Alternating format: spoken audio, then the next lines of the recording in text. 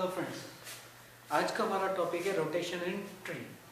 Rotation in tree दो तरीके का होता है, एक लेफ्ट रोटेशन और दूसरा राइट रोटेशन। इसकी ज़रूरत हमें बहुत बार बाइनरी सर्च ट्री में और हमारा हाइट बैलेंस एवियल ट्री में हमें इसकी ज़रूरत पड़ती है। तो ये बहुत सिंपल ऑपरेशन है इनकी। एवियल ट्री में, हाइट बैलेंस ट्री में हमें जब उसकी हाइट बैलेंस करनी होती है, जब भी हम कोई न्यू नोड इंसर्ट करते हैं तो उससे उसकी हाइट जो है, जो हाइट बैलेंस फैक्टर उसका वो थोड़ा सा डिफरेंस हो जाता है उसमें। तो उस डिफरेंस को ख़त्म करने के लिए हम यहाँ पे दो ऑपरेशन यूज़ करते हैं, लेफ्ट रोटेशन और राइट रोटेशन। अब कौन सा ऑपरेशन कहाँ पर यूज़ होगा वो हम इंसर्ट वाले लेक्चर में देखेंगे। फिलहाल हम लेफ्ट रोटेशन क्या होता है और राइट रोटेशन क्या होता है इसको देख लेते हैं। For example first left rotation.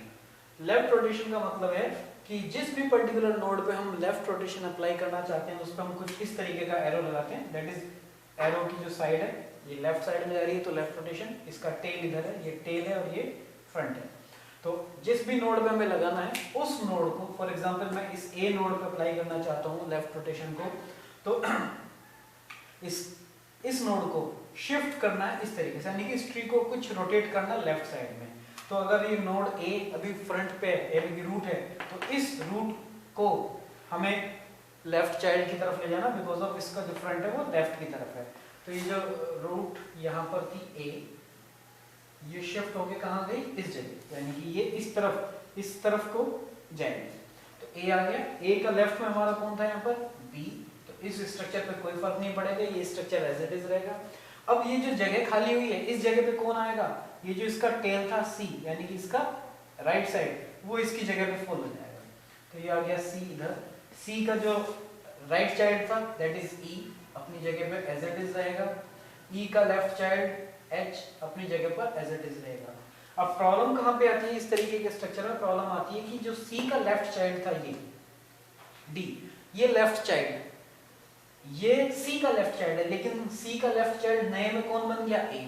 तो अभी इसको कहाँ भेजा जाए, इसको हमें भेजना होता है जो इसका नया लेफ्ट चाइल्ड बना है उसके राइट चाइल्ड में, यानी कि इस डी को हमें यहां पर इंप्लीमेंट करना पड़ेगा डी, और डी के बाकी जो भी चिल्ड्रन थे वो एज इट इज एफ और जी।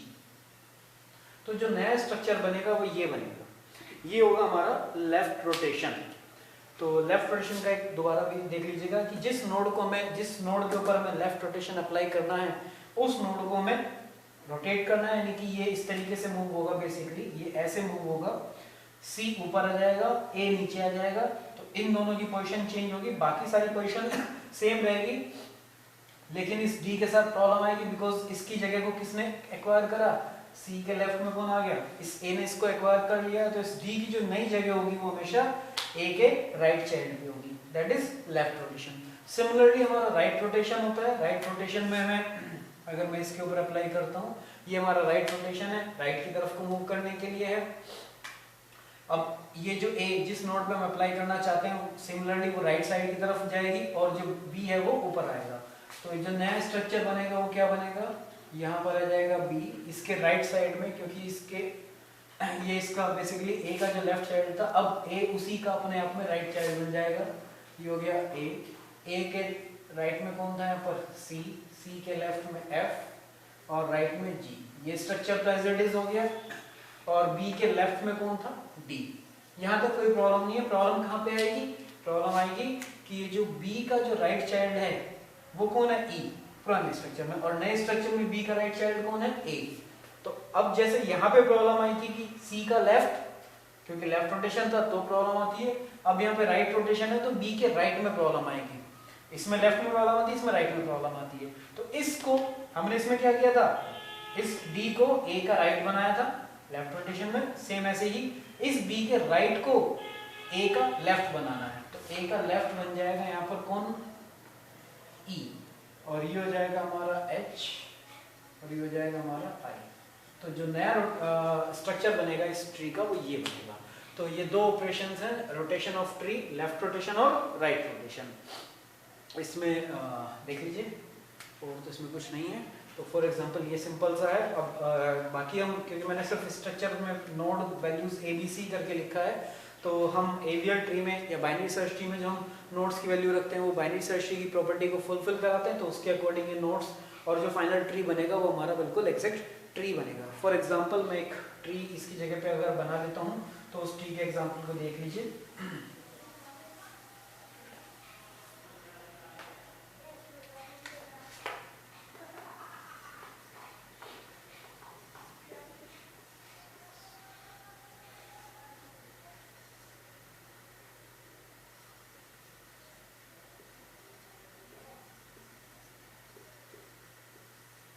अब अगर इसके ऊपर मुझे राइट रोटेशन अप्लाई करना है, इसके ऊपर मुझे राइट रोटेशन अप्लाई करना है, तो राइट रोटेशन अप्लाई करने के बाद जो रिजल्टेंट ट्री आएगा वो कुछ इस तरीके का आएगा। 8 है तो ये इधर जगह खाली करके 8 राइट साइड में आ जाएगा, 8 के राइट में 10 आ गया और 10 के राइट में 20। ये स्ट्रक्चर तो एज इट इज पुराना है। 8 की जगह कौन आएगा, 5 यहाँ पे आ गया, 5 के लेफ्ट में कौन है 3, 3 के राइट में कौन है 4। यहाँ तक कोई प्रॉब्लम नहीं। प्रॉब्लम किस पे आती है, क्योंकि ये राइट रोटेशन है तो इस नोड के इस एलिमेंट पे, और इसको हम क्या करेंगे, इस 8 का लेफ्ट बनाएंगे। तो नई नोड कहाँ पे आएगी, ये 6 आ गया और ये 6 के बाद 7 आ गया। अगर देखा जाए तो ये किस तरीके का ट्री है, एक बाइनरी सर्च ट्री है। और बाइनरी सर्च ट्री पे अगर हमने राइट रोटेशन अप्लाई किया तो जो फाइनल रिजल्टेंट ट्री बना वो भी क्या बना, एक बाइनरी सर्च ट्री बना। इसमें देख लीजिए कोई प्रॉपर्टी डिस्ट्रॉय नहीं हो रही है। 5 के लेफ्ट में 3, 4 दोनों छोटे हैं, 5 के राइट में 8, 6, 7, 10, 20 सारे के सारे बड़े हैं। 8 के लेफ्ट में 6, 7 दोनों छोटे हैं और 8 के राइट में 10, 20 दोनों बड़े हैं। तो ये अगर आप राइट रोटेशन करते हैं तो ये रिजल्ट मिलेगा, अगर लेफ्ट रोटेशन करेंगे तो भी सिमिलरली हमें बाइनरी सर्च ट्री ही मिलेगा। ठीक है, थैंक यू।